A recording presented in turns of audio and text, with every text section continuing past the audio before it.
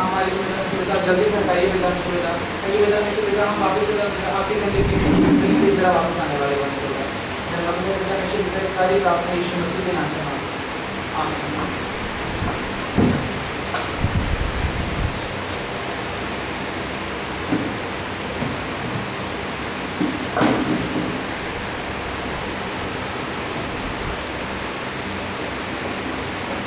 सबको आवाज आ रही है? अभी तो कोई आवाज नहीं आ रही है।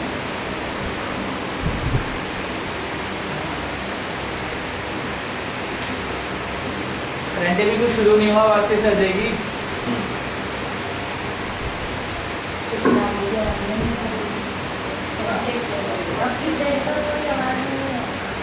आंटी अब आवाज आ रही है आपको? अभी स्टार्ट भी हुई है। उषा आंटी आवाज आ रही है? आइए हम सब आराधना के लिए अपने मनों को तैयार करेंगे। सबको आवाज आ रही है? मुझे आज कुछ बहुत है ना,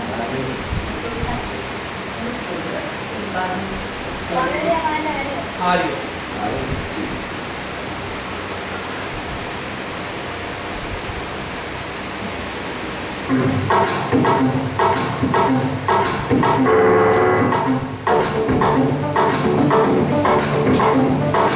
आदर की योगी और महिमा की योगी और स्तुति के योगी हो आदर की योगी और महिमा की योगी और स्तुति के योगी हो विश्व के नाम से शुद्ध किया है, आत्मा को स्वतंत्र किया है। आदर की योगी और महिमा की योगी और स्तुति के योगी हो आदर की योगी और महिमा की योगी और स्तुति के योगी हो आदर की योगी और महिमा की योगी और स्तुति के योगी हो विश्व के नाम से शुद्ध किया है, आत्मा को स्वतंत्र किया है। आदर की योगी और महिमा की योगी और स्तुति के योगी हो हाथों बसे शक्ति से करीबी आत्मा की धारा हाथों बसे शक्ति से करीबी आत्मा की धारा ये पहाड़ टूट जाएगा, ये पहाड़ टूट जाएगा, ये पहाड़ टूट जाएगा, मेरी आत्मा की धारा हाथों बसे शक्ति से करीबी आत्मा की धारा हाथों बसे शक्ति से करीबी आत्मा की धारा ये पहाड़ टूट जाएगा, ये पहाड़ टूट जाएगा, ये पहाड़ टूट जाएगा, मेरी आत्मा की धारा खुशियाँ मनाएंगे, खुशियाँ मनाएंगे, यीशु ने जय दी है, हालेलुया खुशियाँ मनाएंगे, खुशियाँ मनाएंगे, यीशु ने जय दी है। उसने किए महान वीर काम, उसने किए महान वीर काम, उसने किए महान वीर काम, खुशियाँ मनाए प्रभु की, जय जय गाएंगे, जय जय गाएंगे,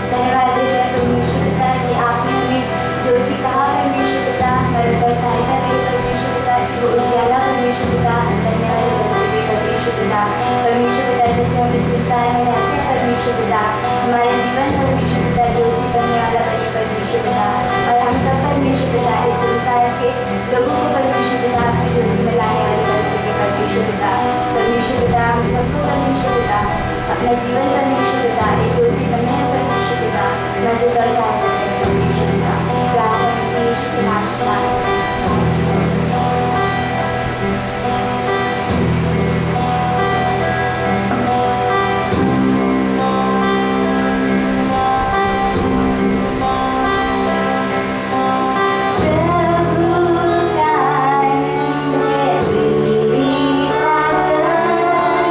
संसार में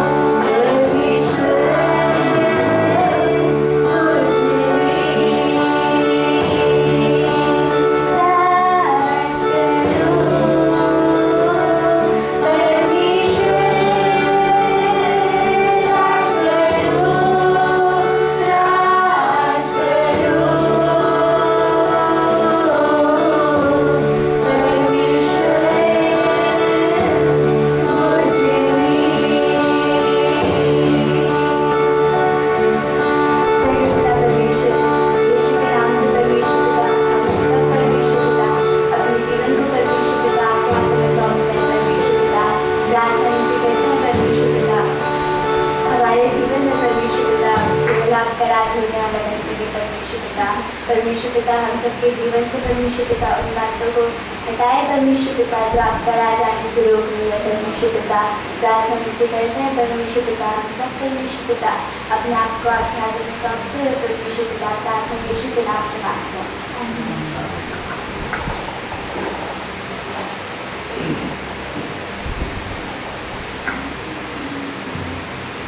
Praise the Lord. परमेश्वर की स्तुति हो। इस समय हम आप सभी का इस विक्ट्री फैमिली सेंटर कलीसिया में जो कि परमेश्वर का परिवार है उसमें आपका स्वागत करते हैं।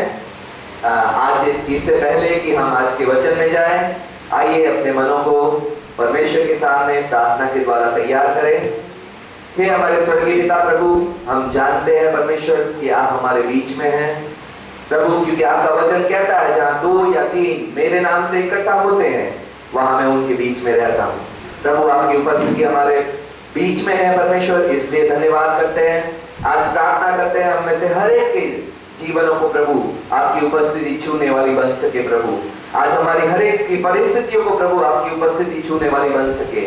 आपका वचन आपकी आत्मा की सामर्थ्य से आकर प्रभु हम में से हर एक के जीवनों को प्रभु बात करने वाला बन सके, हमारी परिस्थितियों को, हमारे विचारों को, हमारी जीवन शैली को बदलने वाला बन सके परमेश्वर। आज धन्यवाद करते हैं, विश्वास करते हैं प्रभु कि आप हमारे मांगने, सोचने, समझने से कहीं बढ़कर देने वाले परमेश्वर है प्रभु।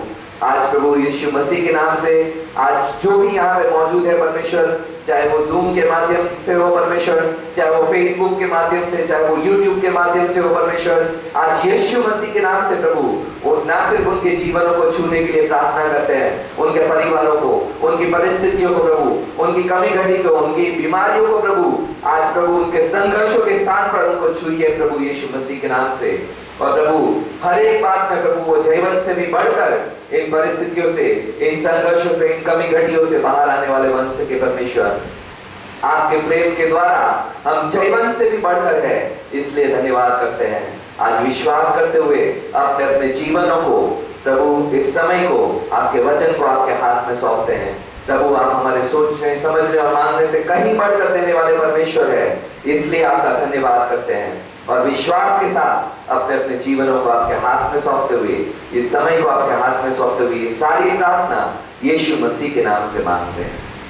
आमीन, आमीन। आज हम परमेश्वर के वचन इब्रानियों चैप्टर 12, इब्रानियों बुक ऑफ हिब्रूज चैप्टर 12 उसका 25 वर्स यानी कि 25 वचन देखेंगे।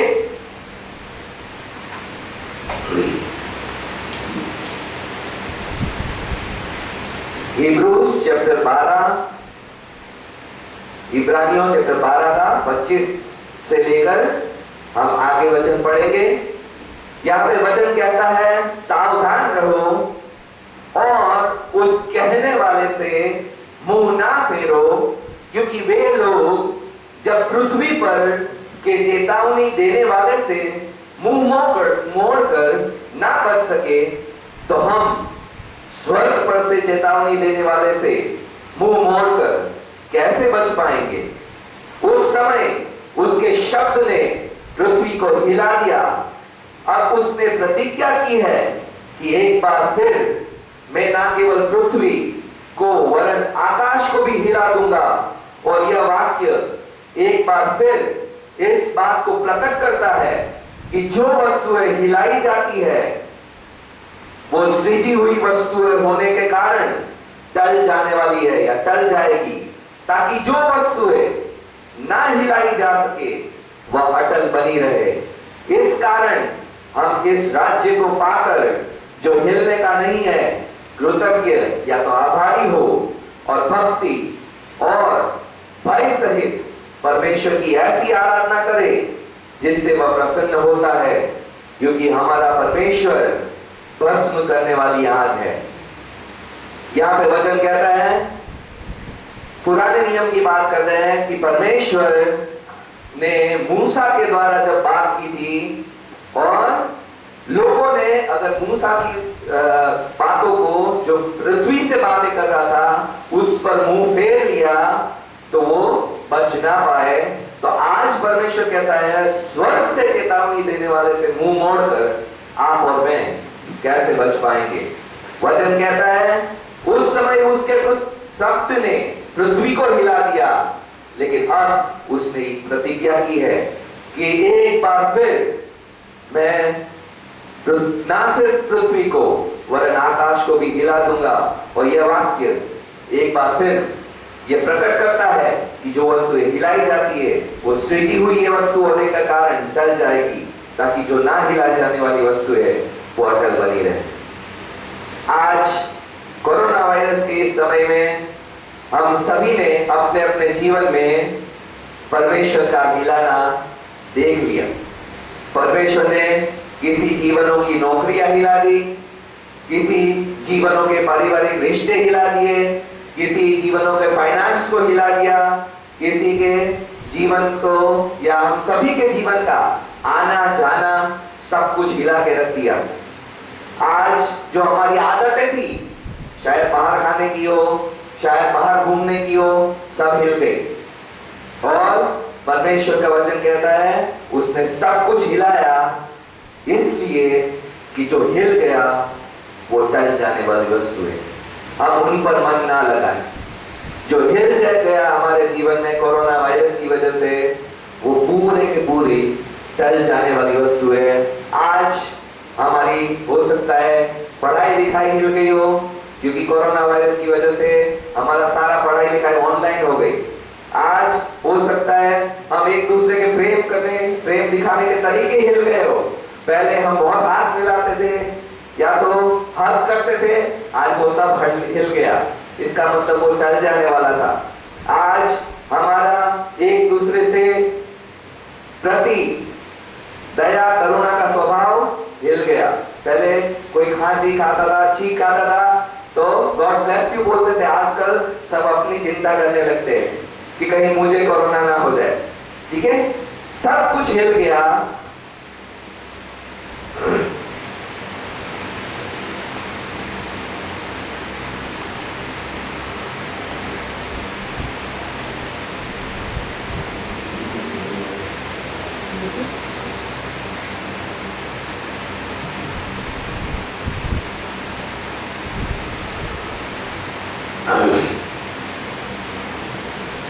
हम 1 मिनट के लिए जब तक ज़ूम मीटिंग सेटअप नहीं होती,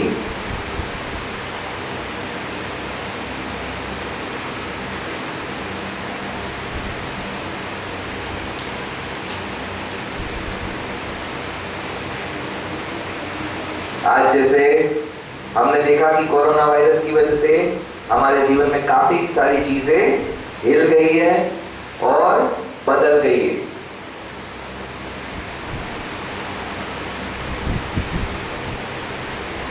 Thank you, Jesus. Thank you, Father. Thank you, Jesus.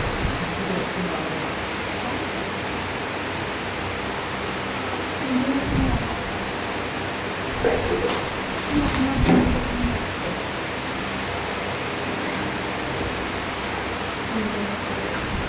Thank you, Jesus.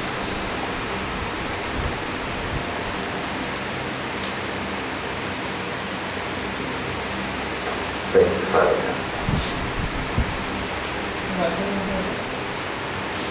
Stop.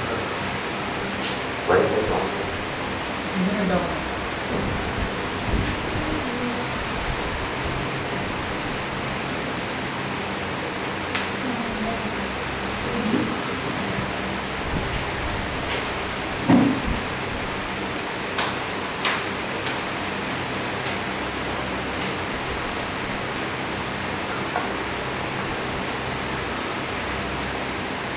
Thank you, Jesus. Thank you, Father God.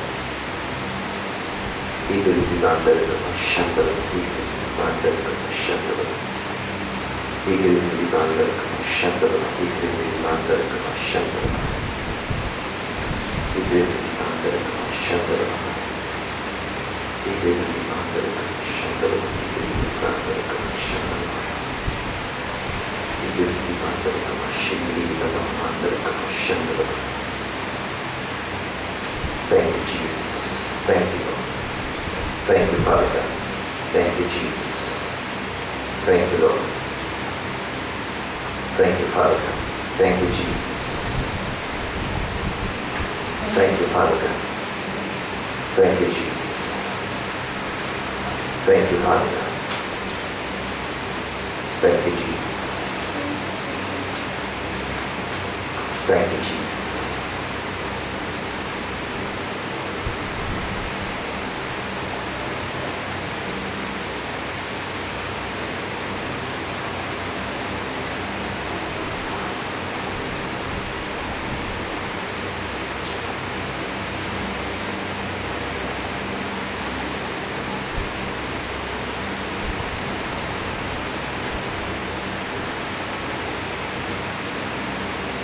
Thank you, Jesus. Thank you.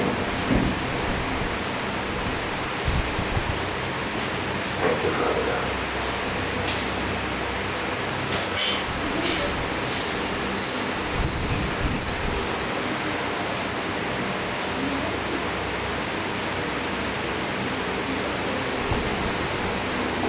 Thank you, Jesus. Thank you, Lord. Thank you, Father God. Thank you, Jesus. Thank you, Lord. Thank you, Jesus. Thank you, Lord. Thank you, Father God. Thank you, Jesus. जैसे हमने देखा कि corona virus की वजह से आज हमारे भविष्य, चाहे हमारी पढ़ाई लिखाई हो, चाहे हमारे नौकरी हो, चाहे हमारा कैरियर हो, चाहे हमारा अभिवादन करने का तरीका हो, एक दूसरे को प्रेम करने का, प्रेम दिखाने का तरीका हो, एक दूसरे की परवाह करने का तरीका हो, सब कुछ या तो हिल गया है या तो बदल गया है।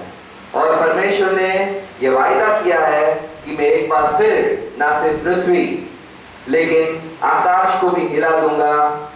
आज जो कुछ हमारे जीवन में हिल गया है, वचन कहता है वो सब कुछ टल जाने वाली वस्तुएं हैं, और जो टल जाने वाली है उस पर हम मन ना लगाए, लेकिन जो अटल है उस बातों पर, यानी कि परमेश्वर के राज्य पर हम ध्यान देने वाले बन सके। क्योंकि वचन कहता है परमेश्वर का राज्य जो है वो हिलने का नहीं है। और धन्यवाद के साथ, भक्ति और डर के साथ परमेश्वर की आराधना करे, जिससे कि वो प्रसन्न होता है। तो आज हम देखेंगे कि कैसे परमेश्वर मेरे जीवन को एक मजबूत आधार पर बनाना चाहता है, जिससे कि मेरा जीवन किसी भी परिस्थिति में अटल या तो स्थिर रहने वाला बन सके। आज आइए हम वचन में मैथ्यू चैप्टर 7, मत्ती की किताब चैप्टर 7 उसका 24 से लेकर 27 वचन तक पढ़ेंगे। मैथ्यू चैप्टर 7 उसका 24, 25, 26 और 27 वचन पढ़ेंगे, जो परमेश्वर का वचन कहता है कैसे हम अपने जीवन को एक मजबूत आधार पर, एक अटल या स्थिर आधार पर खड़ा करने वाले बन सके। इसलिए वचन कहता है मैथ्यू चैप्टर 7 उसका 24 से 27, इसलिए जो कोई मेरी यह बातें सुनकर या मेरा यह वचन सुनकर उन्हें मानता है, वह उस बुद्धिमान मनुष्य के समान ठहरेगा जिसने अपना घर चट्टान पर बनाया, और मेघ बरसा और बाढ़ आई और आंधियां चली और उस घर से टकराई, फिर भी वह न गिरा, क्योंकि उसकी नींव चट्टान पर डाली गई थी। परंतु जो कोई मेरी यह बातें सुनकर उस पर नहीं चलता, वह निर्बुद्धि मनुष्य के समान है जिसने अपना घर बालू पर बनाया, और मेघ बरसा और बाढ़ आई और आंधी चली और उससे टकराई और वह गिरकर सत्यानाश हो गया। आज जिस हम संसार में रह रहे हैं, वहां पे सलाह देने वाले और सलाह बहुत सारी है। आप बोलोगे मुझे अच्छी आ गई, आपको 10 सलाह दे देंगे, और एक ही व्यक्ति शायद एक से ज्यादा सलाह दे दे। आज आप गूगल सर्च करोगे कि कैसे अपनी छींक करोगे, तो उसके लिए भी 10 सलाह आपको मिल जाएगी। आज हमारी दुनिया जो है वो सलाहों से और सलाहकारों से भरी पड़ी, लेकिन आज हम सभी जानते हैं कि हर एक व्यक्ति से हम हर बात के लिए सलाह नहीं ले सकते।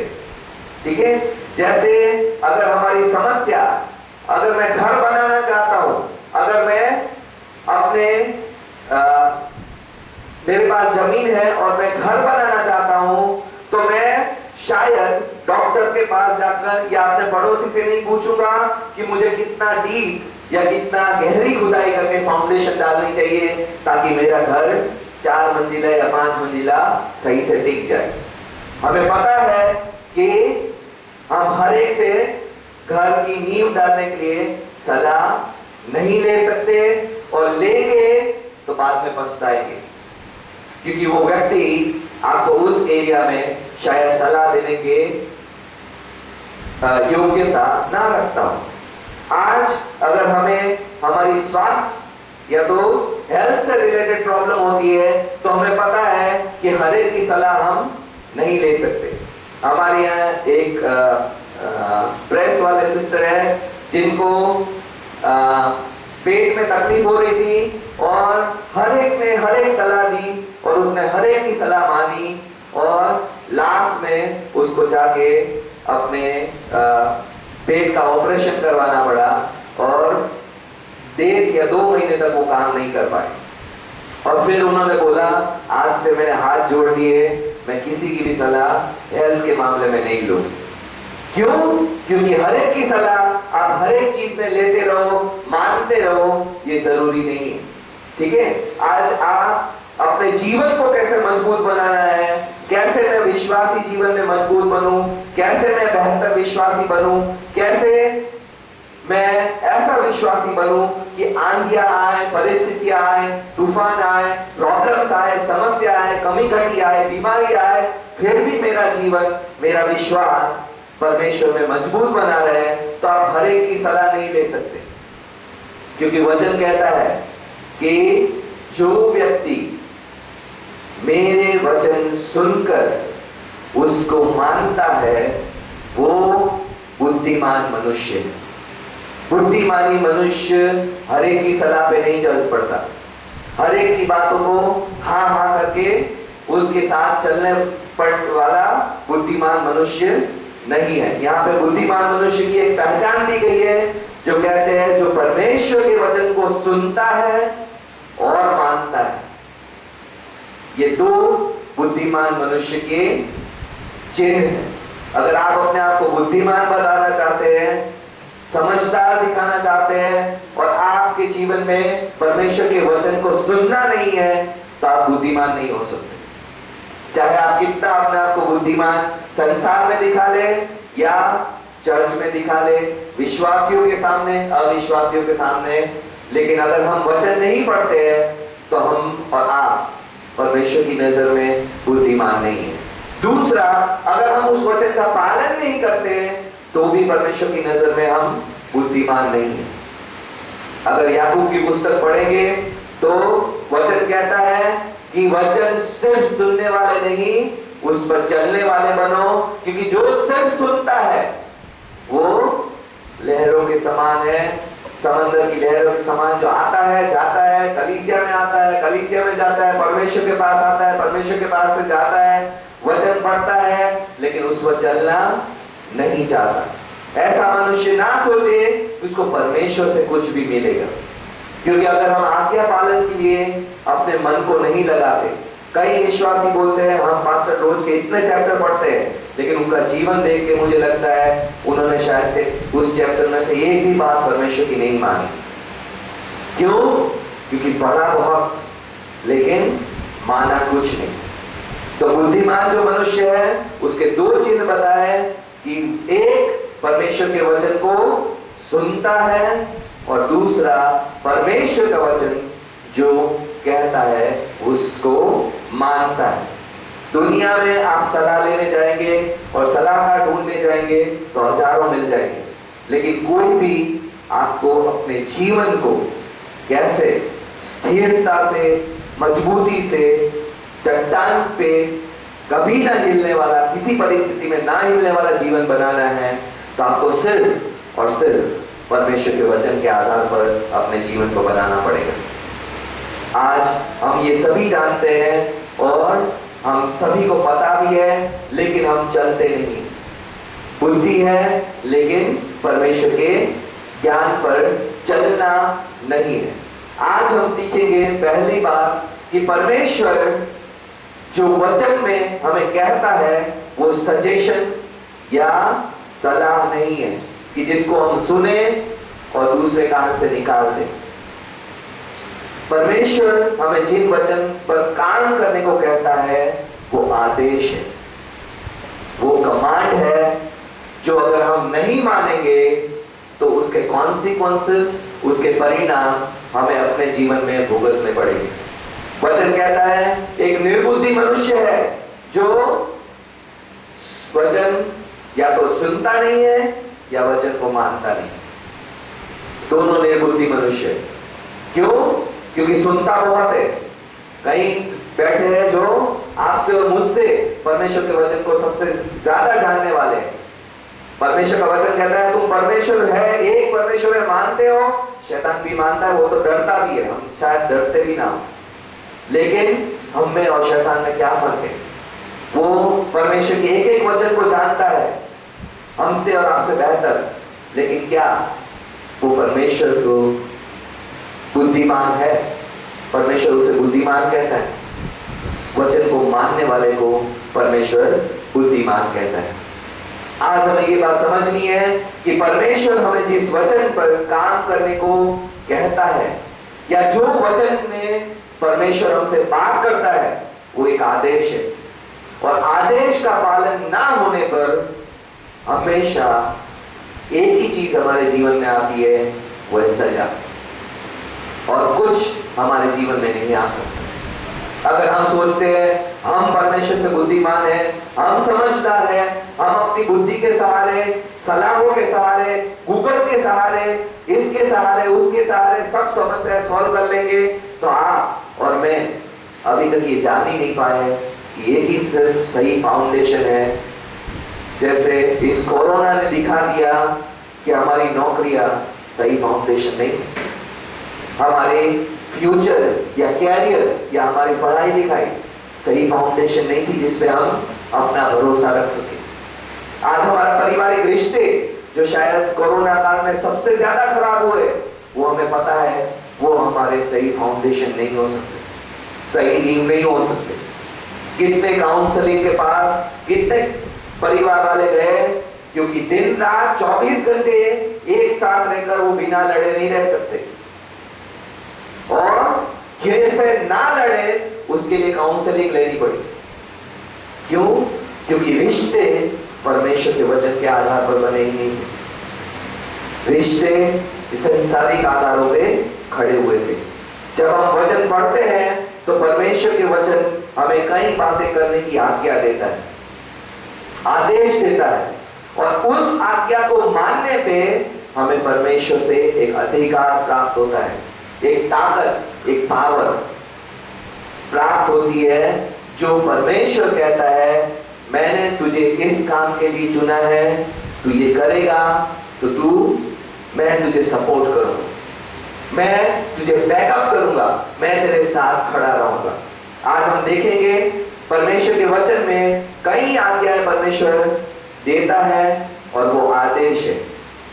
जब मैंने परमेश्वर को जाना और परमेश्वर के वचन के लिए तैयार करना चाहा, परमेश्वर ने मुझे कहा तुझे मैं जाकर लोगों को वचन सिखाने के काम देता हूं। और मैंने कहा परमेश्वर तूने गलत व्यक्ति को चुना है, क्योंकि 4 लोगों को देखकर मेरे हाथ पैर कांपने लगते हैं, मैं उनसे आंख मिलाकर बात नहीं कर सकता, मेरे पसीने छूटने लगते हैं, मेरा माइंड ब्लैंक हो जाता था और मैं परमेश्वर से कहने लगा, परमेश्वर तूने इस काम के लिए गलत व्यक्ति को चुन लिया। तब परमेश्वर के वचन ने मुझे एक प्रॉमिस दिया जो आज भी मैं याद करता हूं।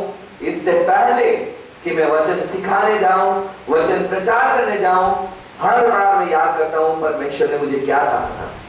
परमेश्वर ने मुझे निर्गमन से कहा था, निर्गमन चैप्टर 4 उसका 12 वचन, उसने कहा था मैं तेरे मुंह के साथ रहूंगा और तुझे जो कहना होगा मैं तुझे सिखाऊंगा, मैं तुझे सिखाता जाऊंगा।